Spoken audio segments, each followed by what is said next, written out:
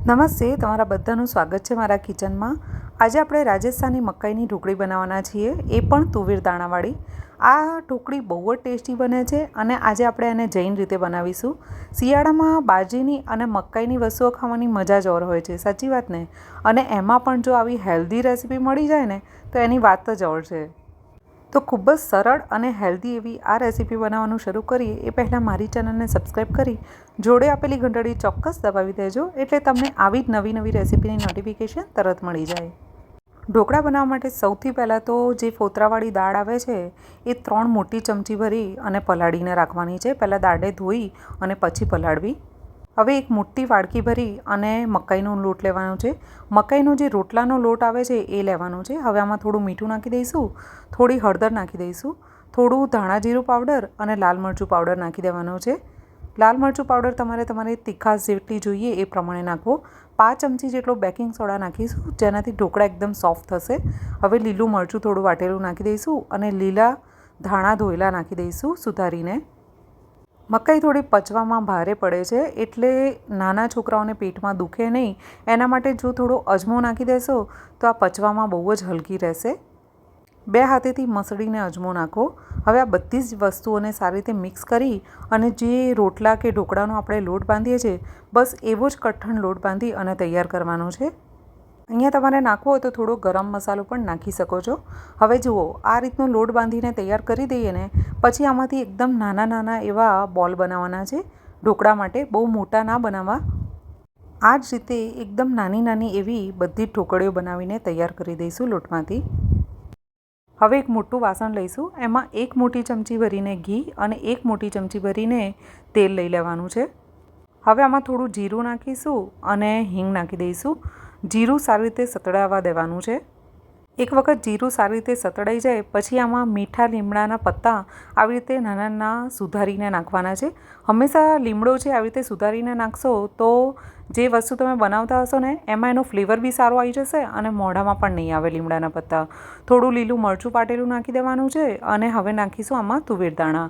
જો બહુ તીખું ના ખાતા હો ને તો અહીંયા લીલા મરચાંને સ્કીપ કરી દેવા. હવે આમાં તુવેર દાણાને 1 થી 2 મિનિટ માટે સાંતળી દઈશું. અહીંયા આગળ આ ઢોકળી જે છે એ બનાવીએ છીએ ને એ તુવેર દાણા વગર બિલકુલ સારી નથી લાગતી, એટલે શિયાળામાં ચોક્કસથી આમાં તુવેર દાણા નાખજો, બહુ જ સરસ લાગશે.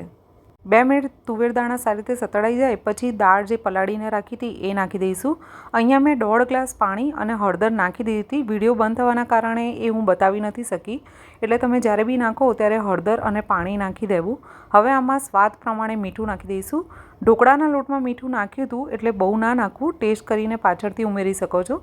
થોડું ધાણા જીરું પાવડર અને કાશ્મીરી લાલ મરચું નાખી દઈશું. જો સાદું મરચું ખાતા હોવ તો એ થોડું ઓછું નાખવું.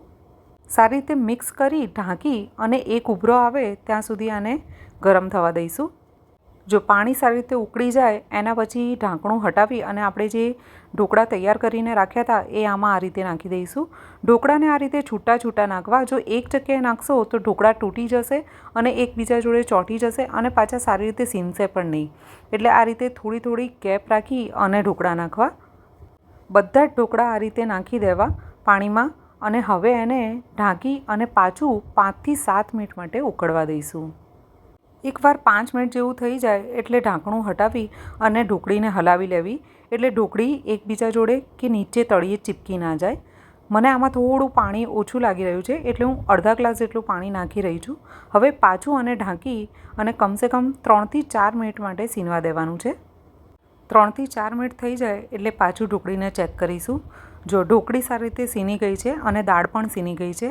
આમાં તમારે ઈચ્છા હોય ને તમે જેટલી પતલી ઢોકળી ખાવા માંગતા હો એટલો તમે રસો કરી શકો છો, પણ બની શકે તો ગરમ પાણી ઉમેરવું. જો ઢોકળી તમે ગરમા ગરમ સર્વ કરવાના હો ને તો આટલો રસો બરાબર છે, પણ જો થોડીવાર પછી જમવાના હો ને તો આમાં રસો થોડો વધારે રાખવો, કેમ કે આ પડ્યો રસો જાડો પડી જશે. હવે ગેસ બંધ કરી આમાં થોડો ગરમ મસાલો, થોડો લીંબુનો રસ અને લીલા ધાણા નાખી દઈશું સુધારેલા, જેનાથી આ બહુ જ ટેસ્ટી લાગશે. પણ આ 3 વસ્તુ તમારે ગેસ બંધ કરીને નાખવાની છે તો જ આનો ટેસ્ટ વધારે સારો આવશે. અહીંયા તમે ઈચ્છો તો એક વઘાર જે હું ઉપરથી કરી રહી છું એ કરી શકો છો, અને જો ના કરવો હોય તો આ રીતે ગરમા ગરમ તમે આવી રીતે પણ સર્વ કરી શકો છો. રાજસ્થાનના ઢાબામાં મળે ને એવી જો ઢોકળી તૈયાર કરવી હોય તો આ એક ઉપરથી વઘાર ચોક્કસ કરજો.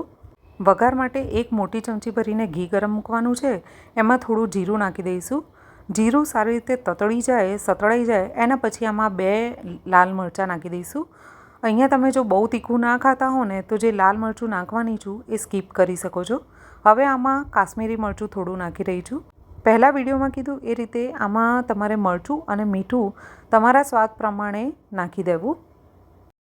તો લો, ખૂબ જ સરળ રીતે બને એવી આ મકાઈની તુવેર દાણાવાળી ઢોકળી તૈયાર છે. એકદમ રાજસ્થાનમાં મળે ને એવી ઓથેન્ટિક બને છે.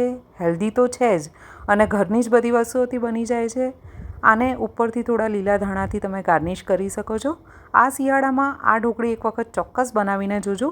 રેસીપીને લગતા કોઈ સવાલ હોય તો મને કમેન્ટ બોક્સમાં પૂછજો. જો રેસીપી અને વિડીયો ગમી હોય તો લાઇક કરી અને શેર કરવાનું ના ભૂલતા.